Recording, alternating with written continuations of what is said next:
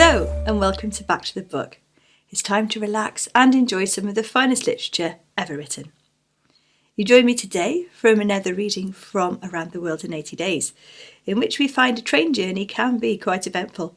So if you're sitting comfortably, then I'll begin.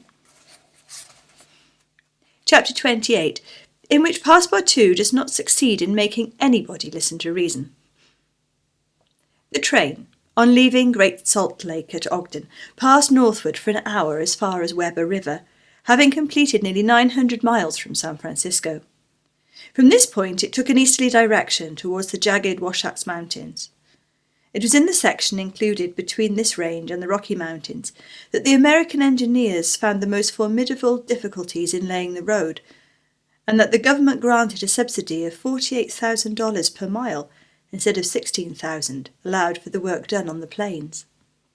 But the engineers, instead of violating nature, avoided its difficulties by winding around instead of penetrating the rocks. One tunnel only, 14,000 feet in length, was pierced in order to arrive at the Great Basin. The track up to this time had reached its highest elevation at the Great Salt Lake. From this point, it described a long curve, descending towards Bitter Creek Valley, to rise again to the dividing ridge of the waters between the Atlantic and the Pacific. There were many creeks in this mountainous region, and it was necessary to cross Muddy Creek, Green Creek, and others upon culverts. Passepartout grew more and more impatient as they went on, while Fix longed to get out of this difficult region, and was more anxious than Phileas Fogg himself to be beyond the danger of delays and accidents, and set foot on English soil. At 10 o'clock at night, the train stopped at Fort Bridger Station, and 20 minutes later entered Wyoming territory, following the valley of Bitter Creek throughout. The next day, December 7th, they stopped for a quarter of an hour at Green River Station. Snow had fallen abundantly during the night, but being mixed with rain, it had half melted and did not interrupt their progress. The bad weather, however, annoyed Passepartout, for the accumulation of snow, by blocking the wheels of the cars, would certainly have been fatal to Mr. Fogg's tour. "What an idea!" he said to himself. "Why did my master make this journey in winter? Couldn't he have waited for the good season to increase his chances?" While the worthy Frenchman was absorbed in the state of the sky and the depression of the temperature, Aouda was experiencing fears from a totally different cause. Several passengers had got off at Green River and were walking up and down the platforms, and among these Aouda recognised Colonel Stamp Proctor, the same who had so grossly insulted Phileas Fogg at the San Francisco meeting. Not wishing to be recognised, the young woman drew back from the window, feeling much alarm at her discovery. She was attached to the man who, however coldly, gave her daily evidences of the most absolute devotion. She did not comprehend, perhaps, the depth of the sentiment with which her protector inspired her, which she called gratitude, but which, though she was unconscious of it, was really more than that. Her heart sank within her when she recognised the man whom Mr. Fogg desired, sooner or later, to call to account for his conduct. Chance alone, it was clear, had brought Colonel Proctor on this train, but there he was, and it was necessary, at all hazards, that Phileas Fogg should not perceive his adversary. Aouda seized the moment when Mr. Fogg was asleep to tell Fix and Passepartout whom she had seen. "That Proctor on this train?" cried Fix. "Well, reassure yourself, madam. Before he settles with Mr. Fogg, he has got to deal with me. It seems to me that I was the more insulted of the two." "And besides," added Passepartout, "I'll take charge of him, colonel as he is." "Mr. Fix," resumed Aouda, "Mr. Fogg will allow no one to avenge him. He said that he would come back to America to find this man. Should he perceive Colonel Proctor, we could not prevent a collision which might have terrible results. He must not see him." "You are right, madam," replied Fix. "A meeting between them might ruin all. Whether he were victorious or beaten, Mr. Fogg would be delayed, and, added Passepartout, that would play the game of the gentlemen of the Reform Club. In 4 days we shall be in New York. Well, if my master does not leave this car during those 4 days, we may hope that chance will not bring him face to face with this confounded American. We must, if possible, prevent his stirring out of it." The conversation dropped. Mr. Fogg had just woken up and was looking out of the window. Soon after, Passepartout, without being heard by his master or Iuda, whispered to the detective, "Would you really fight for him?" "I will do anything," replied Fix, in a tone that betrayed determined will, "to get him back living to Europe." Passepartout felt something like a shudder shoot through his frame, but his confidence in his master remained unbroken. Was there any means of retaining Mr. Fogg in the car to avoid a meeting between him and the Colonel? It ought not to be a difficult task, since that gentleman was naturally sedentary and little curious. The detective, at least, seemed to have found a way, for after a few moments he said to Mr. Fogg, "These are long and slow hours, sir, that are passing on the railway." "Yes," replied Mr. Fogg, "but they pass." "You were in the habit of playing whist," resumed Fix, "on the steamers." "Yes, but it would be difficult to do so here. I have neither cards nor players." "Oh, but we can easily buy some cards, for they are sold on all the American trains. And as for partners, if Madam plays—" "Certainly, sir," Iuda quickly replied. "I understand whist. It is part of an English education." "I myself have some pretensions to play a good game. Well, here are 3 of us, and a dummy." "As you please, sir," replied Phileas Fogg, heartily glad to resume his favourite pastime, even on the railway. Passepartout was dispatched in search of the steward, and soon returned with 2 packs of cards, some pins, counters, and a shelf covered with cloth. The game commenced. Iuda understood whist sufficiently well, and even received some compliments on her playing from Mr. Fogg. As for the detective, he was simply an adept, and worthy of being matched against his opponent present. "Now," thought Passepartout, "we've got him. He won't budge." At 11 in the morning, the train had reached the dividing ridge of the waters of Bridger Pass, 7,524 feet above the level of the sea, one of the highest points attained by the track in crossing the Rocky Mountains. After going about 200 miles, the travellers at last found themselves on one of those vast plains which extend to the Atlantic, and which nature has made so propitious for laying the iron road.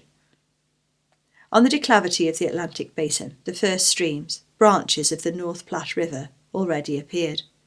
The whole northern and eastern horizon was bounded by the immense semicircular curtain which is formed by the southern portion of the Rocky Mountains, the highest being Laramie Peak. Between this and the railway extended vast plains, plentifully irrigated. On the right rose the lower spurs of the mountainous mass which extends southward to the sources of the Arkansas River, one of the great tributaries of the Missouri. At 12:30, the travellers caught sight for an instant of Fort Halleck, which commands this section, and in a few more hours the Rocky Mountains were crossed. There was reason to hope, then, that no accident would mark the journey through this difficult country. The snow had ceased falling, and the air became crisp and cold. Large birds, frightened by the locomotive, rose and flew off in the distance. No wild beast appeared on the plain. It was a desert in its vast nakedness. After a comfortable breakfast, served in the car, Mr. Fogg and his partners had just resumed whist when a violent whistling was heard, and the train stopped. Passepartout put his head out of the door, but saw nothing to cause the delay. No station was in view. Iuda and Fix feared that Mr. Fogg might take it into his head to get out, but the gentleman contented himself with saying to his servant, "See what is the matter." Passepartout rushed out of the car. 30 or 40 passengers had already descended, amongst them Colonel Stamp Proctor. The train had stopped before a red signal which blocked the way. The engineer and conductor were talking excitedly with the signalman, whom the station-master at Medicine Bow, the next stopping-place, had sent on before. The passengers drew around and took part in the discussion, in which Colonel Proctor, with his insolent manner, was conspicuous. Passepartout, joining the group, heard the signalman say, "No! You can't pass. The bridge at Medicine Bow is shaky and would not bear the weight of the train." This was a suspension bridge thrown over some rapids, about a mile from the place where they now were. According to the signalman, it was in a ruinous condition. Several of the iron wires had broken, and it was impossible to risk the passage. He did not in any way exaggerate the condition of the bridge. It may be taken for granted that, rash as the Americans usually are, that when they are prudent, there is good reason for it. Passepartout, not daring to apprise his master of what he had heard, listened with set teeth, immovable as a statue. "Hum!" cried Colonel Proctor. "But we are not going to stay here, I imagine, and take root in the snow." "Colonel," replied the conductor, "we have telegraphed to Omaha for a train, but it is not likely that it will reach Medicine Bow in less than 6 hours." "6 hours?" cried Passepartout. "Certainly," returned the conductor. "Besides, it will take us as long as that to reach Medicine Bow on foot." "But it is only a mile from here," said one of the passengers. "Yes, but it's on the other side of the river." "Can we cross that in a boat?" asked the colonel. "That's impossible. The creek is swelled by the rains. It is a rapid, and we shall have to make a circuit of 10 miles to the north to find a ford."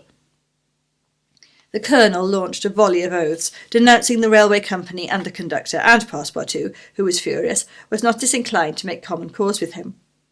Here was an obstacle indeed, which all his master's banknotes could not remove. There was a general disappointment among the passengers, who, without reckoning the delay, saw themselves compelled to trudge 15 miles over a plain covered with snow. They grumbled and protested, and would certainly have thus attracted Phileas Fogg's attention if he had not been completely absorbed in his game. Passepartout found that he could not avoid telling his master what had occurred, and with a hanging head he was turning towards the car when the engineer, a true Yankee named Forster, called out, "Gentlemen, perhaps there is a way, after all, to get over." "On the bridge?" asked a passenger. "On the bridge." "With our train?" "With our train." Passepartout stopped short and listened eagerly to the engineer. "But the bridge is unsafe," urged the conductor. "No matter," replied Forster. "I think that by putting on the very highest speed we might have a chance of getting over." "The devil!" muttered Passepartout. But a number of the passengers were at once attracted by the engineer's proposal, and Colonel Proctor was especially delighted and found the plan a very feasible one. He told stories about engineers leaping their trains over rivers without bridges by putting on full speed, and many of those present avowed themselves of the engineer's mind. "We have 50 chances out of 100 of getting over," said one. 80, 90. Passepartout was astounded, and though ready to attempt anything to get over Medicine Creek, thought the experiment proposed a little too American. "Besides," thought he, "there is still a more simple way, and it does not even occur to any of these people. Sir," he said aloud to one of the passengers, "the engineer's plan seems to me a little dangerous, but—" 80 chances, replied the passenger, turning his back on him. "I know it," said Passepartout, turning to another passenger, "but a simple idea—" "Ideas are no use," returned the American, shrugging his shoulders, "as the engineer assures us that we can pass." "Doubtless," urged Passepartout, "we can pass, but perhaps it would be more prudent." "What? Prudent?" cried Colonel Proctor, whom this word seemed to excite prodigiously. "At full speed, don't you see? At full speed." "I know, I see," repeated Passepartout. "But it would be, if not more prudent, since that word displeases you, at least more natural." "Who? What's the matter with this fellow?" cried several. The poor fellow did not know to whom to address himself. "Are you afraid?" asked Colonel Proctor. "Aye, afraid, very well. I will show these people what a Frenchman can be as American as they." "All aboard!" cried the conductor. "Yes, all aboard!" repeated Passepartout, and immediately. "But they can't prevent me from thinking that it would be more natural for us to cross the bridge on foot and let the train come after." But no one heard this sage reflection, nor would anyone have acknowledged its justice. The passengers resumed their places in the cars. Passepartout took his seat without telling what had passed. The whist players were quite absorbed in their game. The locomotive whistled vigorously. The engineer, reversing the steam, backed the train for nearly a mile, retiring, like a jumper, in order to take a longer leap. Then, with another whistle, he began to move forward. The train increased its speed, and soon its rapidity became frightful. A prolonged screech issued from the locomotive. The piston worked up and down 20 strokes to the second. They perceived that the whole train, rushing on at the rate of 100 miles an hour, hardly bore upon the rails at all. And they passed over. It was like a flash. No one saw the bridge. The train leaped, so to speak, from one bank to the other, and the engineer could not stop it until it had gone 5 miles beyond the station. But scarcely had the train passed the river when the bridge, completely ruined, fell with a crash into the rapids of Medicine Bow. Chapter 29, in which certain incidents are narrated which are only to be met with on American railroads. The train pursued its course that evening without interruption, passing Fort Saunders, crossing Cheyenne Pass, and reaching Evans Pass. The road here attained the highest elevation of the journey, 8,091 feet above the level of the sea. The travellers had now only to descend to the Atlantic by limitless plains levelled by nature. A branch of the Grand Trunk led off southward to Denver, the capital of Colorado. The country round about is rich in gold and silver, and more than 50,000 inhabitants are already settled there. 1,382 miles had been passed over from San Francisco in 3 days and 3 nights. 4 days and nights would probably bring them to New York. Phileas Fogg was not as yet behindhand. During the night, Camp Walbeck was passed on the left. Lodgepole Creek ran parallel with the road, marking the boundary between the territories of Wyoming and Colorado. They entered Nebraska at 11, passed near Sedgwick, and touched at Julesburg on the southern branch of the Platte River.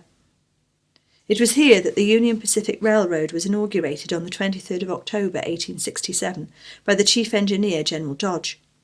2 powerful locomotives, carrying 9 cars of invited guests, amongst whom was Thomas C. Durant, vice president of the road, stopped at this point. Cheers were given.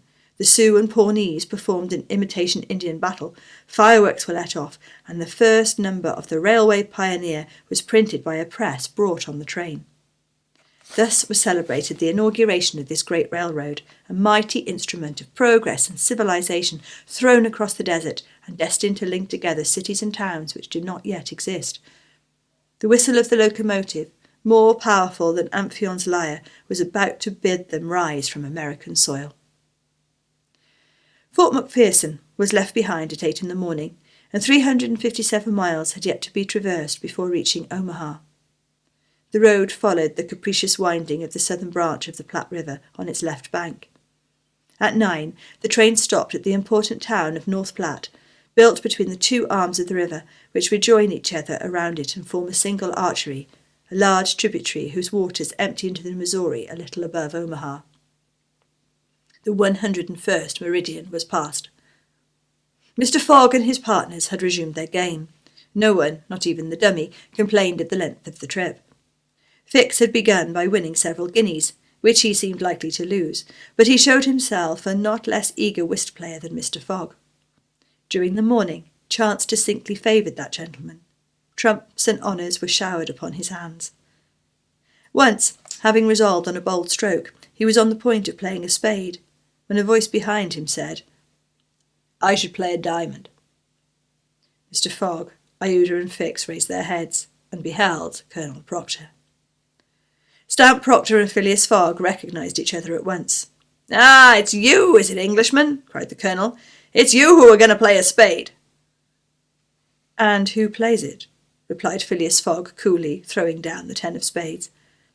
"Well, it pleases me to have it, Diamonds," replied Colonel Proctor in an insolent tone. He made a movement as if to seize the card which had just been played, adding, "I don't understand anything about whist." "Perhaps I do, as well as another," said Phileas Fogg, rising. "You have only to try, son of John Bull," replied the Colonel. Iuda turned pale, and her blood ran cold. She seized Mr. Fogg's arm and gently pulled him back. Passepartout was ready to pounce upon the American, who was staring insolently at his opponent. But Fix got up, and going to Colonel Proctor said, "You forget that it is I with whom you have a deal, sir, for it was I whom you not only insulted, but struck." "Mr. Fix," said Mr. Fogg, "pardon me, but this affair is mine, and mine only. The Colonel has again insulted me by insisting that I should not play a spade, and he shall give me satisfaction for it." "When and where you will," replied the American, "and with whatever weapon you choose." Iuda in vain attempted to restrain Mr. Fogg, as vainly did the detective endeavour to make the quarrel his. Passepartout wished to throw the Colonel out of the window, but a sign from his master checked him. Phileas Fogg left the car, and the American followed him upon the platform. "Sir," said Mr. Fogg to his adversary. "I am in a great hurry to get back to Europe, and any delay whatever will be greatly to my disadvantage." "Well, what's that to me?" replied Colonel Proctor. "Sir," said Mr. Fogg very politely, "after our meeting at San Francisco, I determined to return to America and find you as soon as I had completed the business which called me to England." "Really?" "Will you not appoint a meeting for 6 months hence?" "Why not 10 years hence?" "I say 6 months," returned Phileas Fogg, "and I shall be at the place of meeting promptly." "All this is an evasion," cried Stamp Proctor. "Now or never."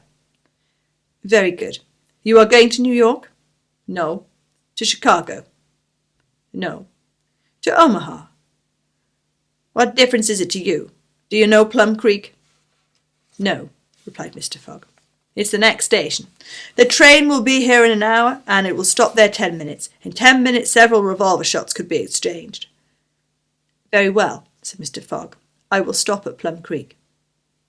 "And I guess you'll stay there, too," added the American insolently. "Who knows?" replied Mr. Fogg, returning to the car as coolly as usual. He began to reassure Iuda, telling her that blusterers were never to be feared, and begged Fix to be his second at the approaching duel, a request which the detective could not refuse. Mr. Fogg resumed the interrupted game with perfect calmness. At 11 o'clock, the locomotive's whistle announced that they were approaching Plum Creek Station. Mr. Fogg rose, and, followed by Fix, went out upon the platform. Passepartout accompanied him, carrying a pair of revolvers. Iuda remained in the car, as pale as death. The door of the next car opened, and Colonel Proctor appeared on the platform, attended by a Yankee of his own stamp as his second. But just as the combatants were about to step from the train, the conductor hurried up and shouted, "You can't get off, gentlemen!" "Why not?" asked the colonel. "We are 20 minutes late, and we shall not stop." "But I am going to fight a duel with this gentleman." "I'm sorry," said the conductor, "but we shall be off at once. There's the bell ringing now." The train started. "I'm really very sorry, gentlemen," said the conductor. "Under any other circumstances I should have been happy to oblige you. But after all, as you have not had time to fight here, why not fight as we go along?" "That would be convenient, perhaps, for this gentleman," said the colonel in a jeering tone. "It would be perfectly so," replied Phileas Fogg. "Well, we're really in America," thought Passepartout, "and the conductor is a gentleman of the first order." So, muttering, he followed his master. The two combatants, their seconds, and the conductor passed through the cars to the rear of the train. The last car was only occupied by a dozen passengers, whom the conductor politely asked if they would be so kind as to leave it vacant for a few moments, as two gentlemen had an affair of honour to settle. The passengers granted the request with alacrity, and straightway disappeared on the platform. The car, which was some 50 feet long, was very convenient for their purpose. The adversaries might march on each other in the aisle and fire at their ease. Never was duel more easily arranged. Mr. Fogg and Colonel Proctor, each provided with 2 6-chambered revolvers, entered the car. The seconds, remaining outside, shut them in. They were to begin firing at the first whistle of the locomotive. After an interval of 2 minutes, what remained of the two gentlemen would be taken from the car. Nothing could be more simple. Indeed, it was all so simple that Fix and Passepartout felt their hearts beating as if they would crack. They were listening for the whistle agreed upon, when suddenly savage cries resounded in the air, accompanied by reports which certainly did not issue from the car where the duellists were. The reports continued in front and the whole length of the train. Cries of terror proceeded from the interior of the cars. Colonel Proctor and Mr. Fogg, revolvers in hand, hastily quitted their prison, and rushed forward to where the noise was most clamorous. Then they perceived that the train was attacked by a band of Sioux. This was not the first attempt of these daring Indians, for more than once had they waylaid trains on the road.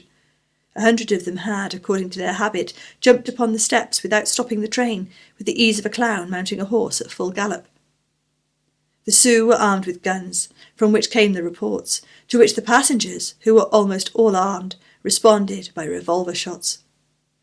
The Indians had first mounted the engine, and half stunned the engineer and stoker with blows from their muskets.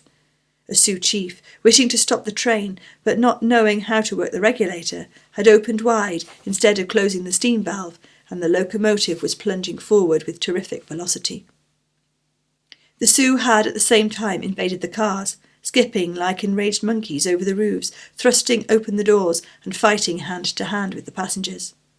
Penetrating the baggage room, they pillaged it, throwing the trunks out of the train. The cries and shots were constant. The travellers defended themselves bravely. Some of the cars were barricaded and sustained a siege like moving forts, carried along at a speed of 100 miles an hour. Aouda behaved courageously from the first. She defended herself like a true heroine with a revolver, which she shot through the broken windows whenever a savage made his appearance. 20 Sioux had fallen mortally wounded on the ground, and the wheels crushed those who fell upon the rails as if they had been worms. Several passengers, shot or stunned, lay on the seats. It was necessary to put an end to the struggle, which had lasted for 10 minutes, and which would result in the triumph of the Sioux if the train were not stopped. Fort Kearny Station, where there was a garrison, was only 2 miles distant, but that once passed, the Sioux would be masters of the train between Fort Kearny and the station beyond. The conductor was fighting beside Mr. Fogg when he was shot and fell. At the same moment he cried, "Unless the train is stopped in 5 minutes, we are lost." "It shall be stopped," said Phileas Fogg, preparing to rush from the car. "Stay, monsieur," cried Passepartout. "I will go."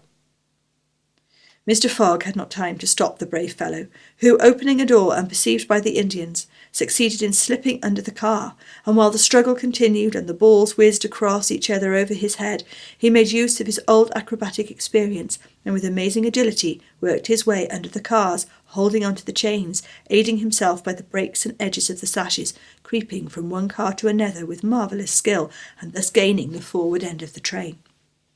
There, suspended by one hand between the baggage car and the tender, with the other he loosened the safety chains, but owing to the traction, he would never have succeeded in unscrewing the yoking bar had not a violent concussion jolted this bar out. The train, now detached from the engine, remained a little behind, whilst the locomotive rushed forward with increased speed. Carried on by the force already acquired, the train still moved for several minutes, but the brakes were worked, and at last they stopped, less than 100 feet from Kearny Station. The soldiers of the fort, attracted by the shots, hurried up. The Sioux had not expected them, and decamped in a body before the train entirely stopped. But when the passengers counted each other on the station platform, several were found missing. Among others, the courageous Frenchman, whose devotion had just saved them. Thank you for listening. You really must join me next time to find out where Passepartout has disappeared to this time. If you're enjoying this and you'd like to find out what else we have on offer, then please do subscribe to the channel, and I look forward to seeing you next time. Goodbye.